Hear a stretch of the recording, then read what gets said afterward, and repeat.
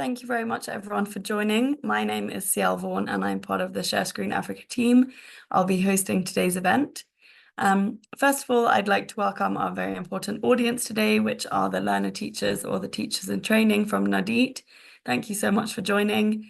I'd also like to acknowledge and thank Elisa Volkman, Panduleli Haindongo, and Victoria Kedding for the co-creation of this series of talks. So if anyone is new to this series, NADIT addresses the relevant environmental issues through hands-on experiential learning, supporting the Namibian school curricula in a practical and learner-centered way. And Share Screen Africa, the organization that I belong to, introduces experts from all over Africa to audiences through creating these virtual classrooms via Zoom, like we are now, on topics that are of interest and value to those students. So without further ado, I'd like to introduce today's expert, Apollos Rakumu. He is an an experienced educator and environmental advocate with over 20 years experience in education. He holds a master's in regional development studies from Toyo University in Japan and an MBA from Esami in Tanzania. He specializes in natural and social sciences, robotics, and AI, and he has a strong track record in leadership and project management. As the founder and country coordinator of Eco-School Namibia Initiative in the Ohangwena region, Apollos has successfully implemented eco-friendly educational programs, and his research on eco-school models has been published, and he's also an active member of NEEN and EEASA. I think, Apollos, you'll have to give us a rundown of what those acronyms stand for. And he is, his passion is continuing to inspire future generations. So thank you so much, Apollos. Welcome. Thank you so much for giving this talk for us. I'm now going to go ahead and share your PowerPoint from my side, and then you can take it away. Eco schools worldwide. Actually, I did research on eco schools and the eco school initiatives, focusing on the Japanese initiative. That was I did research in Japan, and I also did field research in the Philippines, and also in South Africa. So that enabled me to collect different work or different activities, and also looking at how these initiatives work, so that I come up with a Namibian concept that is suitable for Namibia. The Eco-School Namibia Initiative is actually a program that is aiming at greening schools, especially primary and secondary schools. And like I said, we started in 2018, but actually actual work started in 2019. Yeah, next slide. Yes, so the Eco-School Namibia Initiative actually is an initiative that it is in the agency. That means it involves different agencies, government ministries, and also private agencies. And it's actually spearheaded by the Ministry of Education, the Ministry of Environment, and the Ministry of Agriculture. Initially, the initiative was to cover the whole country, but then I narrowed it down so that I can start with the Ohangwena region. That's a region where I was based by then as a teacher, so that we make a trial and see how the program works. So the program involved many different schools, actually, and these schools were grouped at circuit levels, so different circuits. And then this, as I grouped them in circuits, and then we had, for example, different competition between the circuits. Actually, maybe just to start, the program itself is aimed at helping schools to create green programs, and also identifying those schools that are already that have already implemented some green programs, but then they are not recognized, or they are not seen by, or they're not, how do I say, they have not been identified, or they are not being assisted, or they don't get the assistance that they deserve. So the Eco-School Initiative, like you said, we started in the Hangwena region, was then first to identify which schools in the Hangwena region are doing something with regards to environmental protection and also greening school environments. The other objective of the program was now to make sure that these schools are awarded so that they are encouraged to work hard in their programs.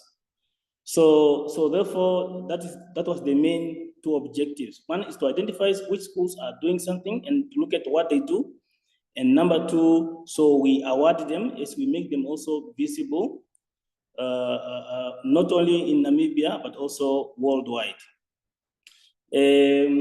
Like I said, the initiative involved different ministries. Those three ministries, actually, we brought them together so that each one of the ministry will identify what part do they want schools to work on. For example, the Ministry of Education, they're interested more in creating not only conducive environment for learning, but also the school that looks nice, but also schools that are saving electricity and they're saving water and the things like that.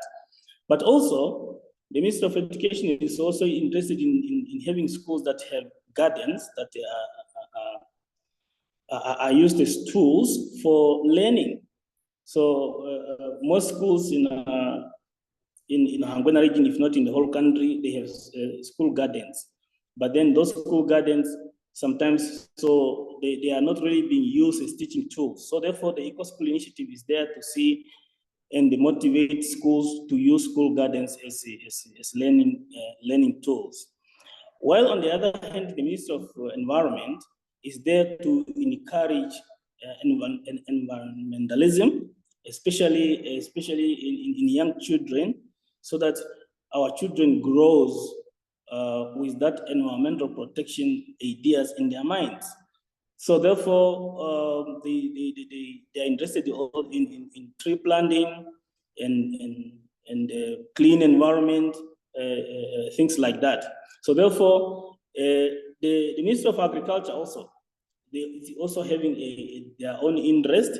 So therefore, it was good to bring these ministries together.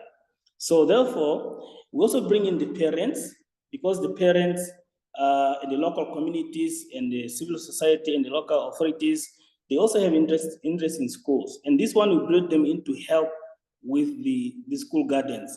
For example, children's schools, they do not always have time to work on plots or planting trees. So therefore, sometimes the parents come in to help. Or maybe during holidays when the students are not at school, then the parents can come in, or the local communities can come in and water the gardens during the holiday and the things like that. So therefore, it becomes like now an initiative where we have different role players who are contributing to the activities. About the program objectives already, to identify, recognize, and document schools which have initiated and integrated and maintained environmental friendly programs in their teaching and administration. That is one. Number two is to encourage schools to initiate, utilize, and maintain environmental friendly programs as teaching and learning tools. And then to promote and maintain eco-friendly practices in schools and to instill the culture of environmentalism in children. Yeah, those are the three main objectives of the whole program. Yes, next. Okay, the Eco-School Initiative in Hangwena region. Let me maybe also just to say this one. This year, 2024, we have not been very active since I moved from Hangwena region, and then I was just settling in a new region. And then, so we did not have very good coordination actually to work in the other region. But now, since last month, almost everything is in place. I'm now trying now to start the Eco-School Initiative in Oceana, where I am now, and also still to coordinate in the Hangwena region. Actually, the Eco-School Initiative, like we studied in Hangwena, it is more practical. So we actually actually what happened first that we invited different schools wanted to join the initiative. We give training to teachers. We explain to them the main objectives of the initiative. And then we gave them ways and strategies on how to go and start their work. We also gave a handbook to the teachers, to those schools, of which they can use to implement some of the programs as being explained in the handbook.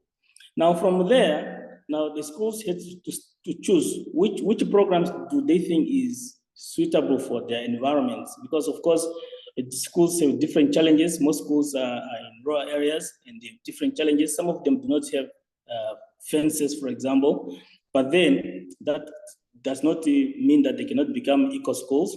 So there were always strategies that they can use. For example, they can have pot gardens, which learners can close or can live in the classroom when they go home, but can still produce vegetables in those pot gardens. I mean, in the plant, what we call it, plant pots or things like that. So now, as you can see in the picture, all the activities or whatever you see there, it was implemented by those schools after we have given training to teachers. So it was about 6 months, 7 months, and almost a year, because the whole idea of the Eco-School Initiative is to allow the schools to work the whole year, for example. And then at the end of the year, so we now go and look at what they did. So as you can see, all the pictures that you see there, we have Shimbuba Junior Primary School in Ndola Circuit. As you can see, children working in that garden. And you also see the harvest from Shimbuba. And then we also have Nginga English Private School, which also implemented very interesting programs, including growing potatoes in sacks, in those bags, just because they don't have enough space. So they grow potatoes in bags just behind buildings. Of course, it's rainwater falls from the roof, so some of that water is utilized to grow those, to make those potatoes grow, and so on. So all in all, what I wanted to say is that, as you can see in that picture, everything that you see there is the schools after we have given training to these schools. Some of them we do not have them, and then we only selected some of them. And then those pictures we selected actually the best one that we were able to put there. Okay. Yes. Activities also include recycling, water conservation, and harvesting. And as you see, you can see in the picture, you can see how, if you can see the student who is in red there, that's Nginga English Private, and the school collected old tires, and some containers, and then they use those to make a garden, in the mini gardens where they put flowers. But you can also see, if you look at picture number 3 there, if you can see number 3 there, so that school has implemented a water saving program, and it's called a container program for learners to drink, let's say, so that they can prevent wasting water. So we also have other schools. If you can see those water harvesting containers also from another school. Those were not in the school before, but since the school now introduced the Eco-School Initiative, once it became a member, so they try to buy those containers to harvest water from the roof. And it's really a great work, because now they use those water to water during the dry seasons. You can also see, maybe it's not so clear, learners who are making these fireballs, those one in the blue, they make fireballs, and that's also to make use of those waste papers. And you can also see the use of bottles. Actually, if you look at that, so that's about recycling. Bottles that were thrown away, learners collect them, and they draw a map of Namibia. And then there are some schools who even draw a map of the whole country and different regions, and that becomes a tool that is used in social studies as a subject as well, where learners learn different regions of Namibia. So there were also many other activities. You can also see a picture which shows before and after. That's it, Super Primary School, where a water tape looked. If you look at it before, that's how their water tape looked before the initiative. Water was wasted, but then after they joined the initiative, so the school built that kind of a dam where all the wasted water is then collected in one place, and then it is used to water in the garden. Of course, the Eco-School Initiative has got a lot of benefits. Maybe because of time, I don't know whether I'm going to read everything, but you can see on the slide. When the school is green, it has health benefits, of course. It also has operational benefits and also pedagogical benefits. Number one, we talk about hand-on teaching and assessment tools, because learners now they have, let's say, biology or life science class. They have flowers, they have different insects who come to feed on flowers, so they can make use of those. So therefore, it becomes a tool for teaching and learning. Another benefit is environmental awareness and the footprint of the school. For example, some schools introduced to check, for example, how much water do they save or how much electricity do they save every month. So they look at their water bills and then they work hard to minimize their water bill. And then all in all, that helps schools to watch their footprint or their carbon footprint on the environment. So therefore, green schools provide that one as a benefit. Supplemental feedings, of course. Most of the fruits and vegetables produced in these schools, they are either sold for the benefit of the school or used in the school feeding programs. And also, of course, a healthy natural environment. Learners, especially, there's one school which is Uskongama Secondary School now. I think it's a secondary school by now. And they have planted so many trees that during school time, learners, especially during break time, they have a lot of shade. They have enough shade for them to do their work. So that's also one of the benefits. And of course, these schools are also provide ESD and EE, so they become an environmental education tools as well. It's not like now I'm sharing now the pictures of these schools and showing how these schools have managed to how do I say, how they manage to make their schools green. And then of course other schools can take examples from them. And then that's about environmental. Yeah, our initiative actually works like this. We started the program in 2018, and then at the end of 2019, we then had to go in and assess what the schools have done. So now the program worked like this. So we place primary schools in one category, that's from grade 0 to grade 7, and then junior secondary schools and combined schools in another category, that's grade 8 to 9. And then the senior secondary schools, we also put them in one category. We also wanted to have a category of private schools, but then we did not have many private schools. So we just felt that they can just be, maybe because it was the first year, they can just join other schools. So what happened is, so each school had to send us a picture of what they did. And then we according to the pictures that they send us, so we choose the best 3 schools in each circuit. And then now those schools become circuit champions. Then we had to visit these schools, actually just to confirm. So we did not visit all of the schools, but we visited these 3 winners, circuit winners, just to confirm if those pictures that they sent us were real. And then these schools, after we visited them, then we organized a regional championship. So because now from each circuit, we took 3 schools in each category. So then they proceeded to the regional competition, whereby we have now schools competing from different circuits, and then we selected one then we did not get enough funding to hold to have a national championship or a regional awards. A national awards, and also because we were only active in the Hangwena region, other schools did not join yet. So therefore, we in 2019 we only ended at the regional level.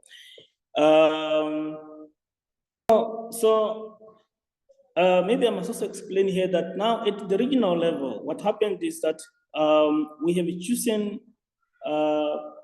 leadership of each circuit, which is called a secretariat. And then those people from secretariat, so they are the one who went on to go and assess and also judge the work at the regional level. And then from that team, we then composed also a regional secretariat. So the regional secretariat was then, in addition of the teachers from those circuits, so we added education officers, and then as a convener, especially the natural science education officer, regional representatives, and also regional representatives from the Ministry of Environment, and also from the Ministry of Agriculture. And we also had, by then we had the resource teachers at each circuit. So resource teachers were also part of the regional secretariat. So those people are then the one that judges the activities of the school and determine the regional winner. So in 2020 and 2021, because of COVID, we did not have much to do.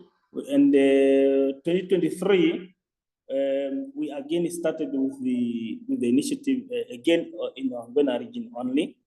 But then because I had to leave, so then we stopped somewhere in the middle, we could not go on. And also because a little of funding problems, we did not have enough money to carry out all the activities. Next slide.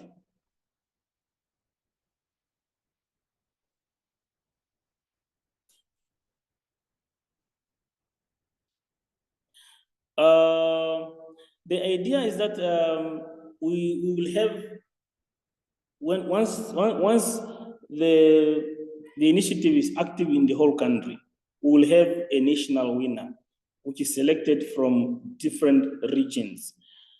We also intend to have regional winners, and as you can maybe you can read this slide from the bottom. So we have circuit winners, and then we have regional winners, and then we choose from the regional winners, we determine the national winners.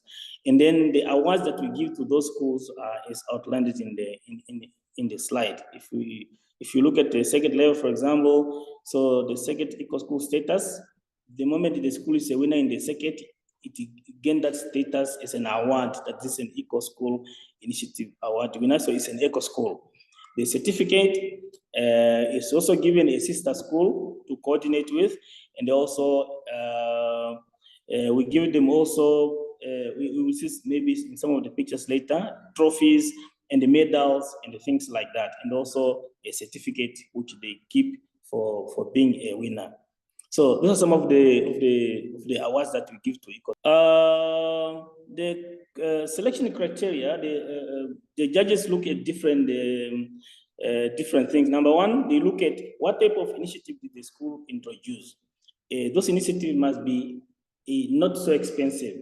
Because Namibia is a developing country, we did not want to focus on expensive facilities, but on cheaper things that any school can afford. For example, when you talk about water harvesting, it doesn't have to be expensive drums that schools cannot afford, but it can be any, how do you say, very interesting method or that a school has just initiated by themselves. We also look at the techniques and approaches and the solutions. Many schools had problem with their gardens being vandalized. Now we looked at how did schools put in measures to make sure that the schools' gardens are not vandalized. So that also becomes already one of the things that we look at, when we are awarding the schools. Water, for example, many schools do not have enough water. So we also look at, for example, those schools that use bottle irrigation, or maybe the learners go home with a bottle, with their pot garden, maybe they put a tomato in a pot and then they go with it home and then they bring it tomorrow morning. And then we look at, and then that also make it easier for them to water them. So we look at all those things. Parental involvement, how is the parents and the community, how are they helping the schools? And then also the school must have activities that not only looking at the facilities, but also looking at the activities. There must be activities going on, environmental activities in the school. And also the other thing is also how meaningful is their program to the curriculum. Are teachers and the schools able to use the programs that they have? How do they translate what they put in the schools into something to help with teaching and learning? And also, yeah, so some of the things that the judges looked at when they determined the Eco-School winner. As you can see in that slide, like I mentioned in the beginning, so we had different circuits, and then those different circuits, actually we formed a WhatsApp group for each circuit, and that's where we communicate, we pass the information. And then also different circuits, different teachers also share activities on those WhatsApp groups, what they are doing at their school, and others also learn from them. That's just an example of what we were able to do as an Eco-School initiative to come up with those groups where the teachers are sharing the activities. We also created a newsletter. Actually, we were only able to publish 2 newsletters, but these newsletters, again, as you can see, one of them indicated there. Do you have it here? What's this? Yeah, actually the newsletter is there to also to share what the schools are doing, and also just to update all the participants of what is happening in the program. But as an Eco-School initiative, we're also able to participate in the national conferences like the NIN, how do you say? Yeah, the NIN program. NIN stands for Namibia Environmental Education. What is that? Namibia Environmental Education Network. Yes, it's a network for environmental education in Namibia, where all the environmental activists, be it schools or organizations, so they are a member and they share what they do. And so every year, they host a conference. And then as the Eco-School initiative, we were able to send different teachers from different circuits to this NIN conference. And then this was really helpful because most teachers did not even know about the existence of NIN. And then going to these conferences helped them to learn different work that other schools are doing. And also they were able to network with other schools, other teachers from other schools, and then enlarge their network in terms of environmental activism. As you can see, also Eco-School Namibia Initiative was part of the national what do you call it, action group that drafted the national EE and the ESD strategy and action plan. So we took part. So we also make a contribution at national level when it comes to policy formulation and things like that. As you can see the picture, this is the picture I was talking about that shows the inspector of Ndala Circuit by then, who was now giving awards at the national, at the regional award. That was in 2019. So there was schools received trophies, and these trophies were bought by the region. So let me just say it here, this whole idea becomes a regional initiative whereby the Education Directorate of Hangwena so took actually responsibility to make sure that the schools and they receive awards and also programs was running. Yeah, so therefore we look at this as one of our achievements as a Eco-School initiative. Next very much. I am sorry that maybe I've taken more time, but I think I will be able to share more if from questions, if there are any questions. Thank you. Thank you so much, Apollos. That was a really, really fascinating talk, and it sounds like such an incredible program. So well done. I have a few questions and comments in the chat. Firstly, from Alyssa Volkman, she said that the map from the bottles was a really nice idea. I agree. I think that was really cool. And then Mara Beeks as well. We are doing a similar activities in the Karas region at most of our schools and would like to start with the Eco-Schools Initiative in our region. So that's really fantastic. Hopefully we can find a way to connect you and Mara after this to further discuss that. We have a question here from Pierce. I don't know if I don't see Pierce on my screen anymore. I wonder maybe they've dropped out. So the question is, I think it's something needed to involve university students in the environmental education program. Do you have volunteering programs? At the moment, we do not have volunteering programs. If I understand the question well, I mean if we have to involve university students in the schools, or you mean we have to go to universities also to introduce this program? What is the question actually? Yes. The question, would you like me to repeat the question? I think the question is surrounding the involvement of university students in the environmental education program, whether that's through them being able to volunteer or in another way, maybe. Oh, I think that would be a great idea, actually. University students are mostly involved at this stage when they go to school to do their SBS, that's school-based studies. We had some students who come from universities and they help with those programs in their schools. But then we do not have a specific program where we say, maybe a group of students from university can volunteer and give assistance, but that can be also helpful. Yeah, great. I think that's a really great idea. I mean, I think getting everyone involved at every level is really important for this kind of environmental education. So the more the merrier. Are there any other questions from the audience? Feel free to put a message in the chat, or you can also put your hand up and wave at me, and I can unmute you. Okay, while we wait for questions from the audience, my question, Apollos, is what is your story? What inspired you to go on this journey of developing this program and supporting education, especially towards the environment? Oh yeah, thank you. That's a very great question.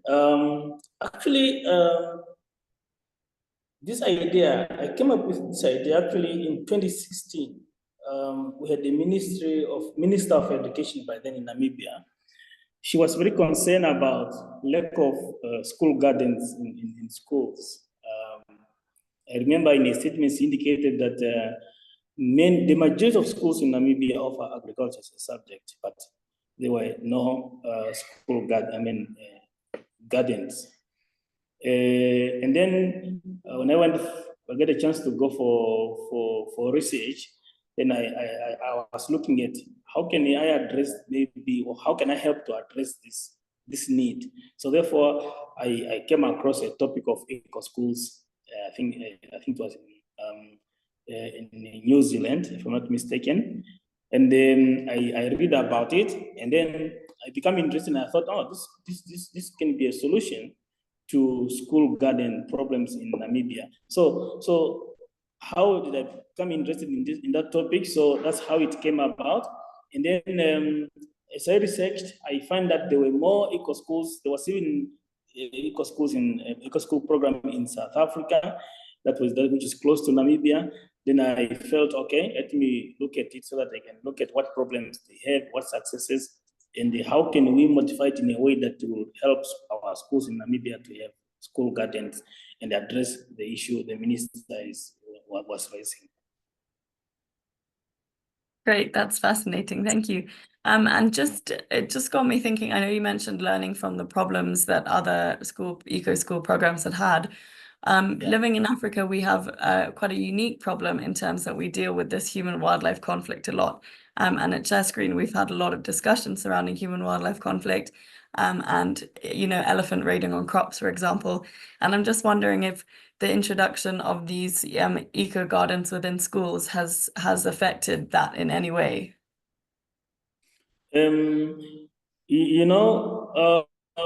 Not especially in rural areas. Not everywhere we have wildlife conflicts. We even have domestic animals. For example, like I said, most schools do not have fences.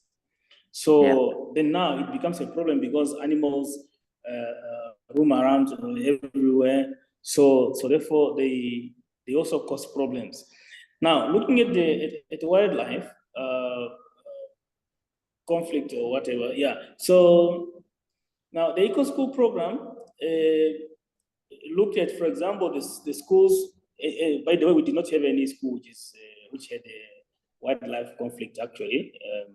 Maybe not have any school which is near, for example, the national park, which is at Tosha. But that can also be one of the strategies that we are looking at. Now, if a school is, for example, having that problem, but then we will look at now how will the school address that problem, and then that can be also one of a strategy that can make them to become an eco-school winner, an award winner, because now we are talking about living how do you say, in coexistence with for example, those animals.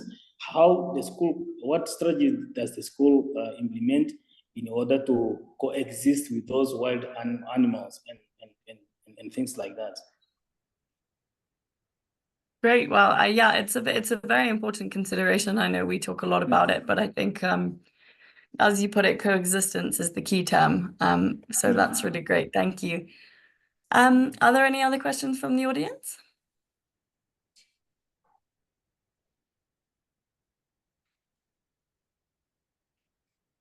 Everyone's being very quiet, Apollos, I guess. Oh, look, there we go. Elisa has a question. Perfect. Thanks, Elisa. Sorry, I was not finding the hand. I've got a couple of questions, but first of all, thank you, Apollos, for this really relevant and I think enlightening talk. I'm from Nadit. I think we've met before, just before we started our Teach for ESD program, and which is, I think, does a lot of the same things that the Eco-School program is trying to achieve. And I think the reason why I also am the Teach for ESD program is because I tried to also implement the International Eco-Schools program at a school in Swakopmund when I was still teaching. And that is actually where Victoria, the director, and I met. And we were struggling to implement this at the school, which was actually a private school, but even there were a lot of obstacles. And I agree with you that one of the obstacles was funding or thinking that we need to do certain things, but at an international standard, where things that they were recommending were not relevant to the Namibian context. And the other thing was that there was a lot of admin involved with showing evidence of minutes or planning. So we never got around to actually implementing. And so we've hoped that through the Teach for ESD program, we've not made it too complicated. My question to you is, how did you decide to start this? And was it only in Ohangwena originally that you actually had this, or in which regions did you run this? Like, I'm assuming it was a competition. And what were so my first question is, where did you start it, and what were your criteria, or how did you go about assessing how good a school is, or like how they become an eco-school? Yeah. No, thank you. Thank you very much for your question, Alisa. We started in the Hangwena region, mainly because that's where I was teaching. I was a teacher then in the region itself, so it was easier for me to work in Hangwena. The main strategy that I used was, the first thing is to get the schools that have interests. Because, you know, one thing that makes, that creates a problem is when you ask people who do not even understand, or they don't even have interest, and you ask them to join in the beginning. At the end of the day, then, so actually I led the schools. First, I invited all the schools to the workshop, per circuit, and then we explained everything to them. And then we asked those teachers who attended, because they attended with their principals, to go back and identify not only teachers who have interest in gardening, but also they must have interest, but they must also be teaching, for example, agriculture, or they must be teaching one of the natural sciences subjects, so that they actually what they do, or the program must make sense to what they do. So that's how we started. And when we started first, we had very few schools. I think we had only 10 schools from the whole circuit. But then when the schools, because as schools start working on their programs, we continuously update on the WhatsApp page. We spread it to other schools. We're able to see what the others are doing. And then we also, when we attended the NIN conferences in Rwanda and so on, so we're able to show. And then more schools and more teachers and more principals become interested. You know, like when you have opportunity to send, let's say, 5 teachers from one circuit to a conference in Rwanda, and they go there and see what others are doing. So that raises their interest. And then also when they create network. So that's how we started in Hangwena region, how we started the program. Because like you say, there are many challenges, especially the biggest challenge is having teachers who are interested in the program and carrying it forward. So that's also one of the biggest challenges. But with that way, we were able to at least to have more schools even joining. Yeah, so I think there's so many questions that but maybe part of your question I did not answer. Like I said, we were only active in the Hangwena region, but like now that I moved to Oshana region, my plan is to start the program now in Oshana region. But then, apart from funding, I also had now to settle where I am first before I started adding new activities.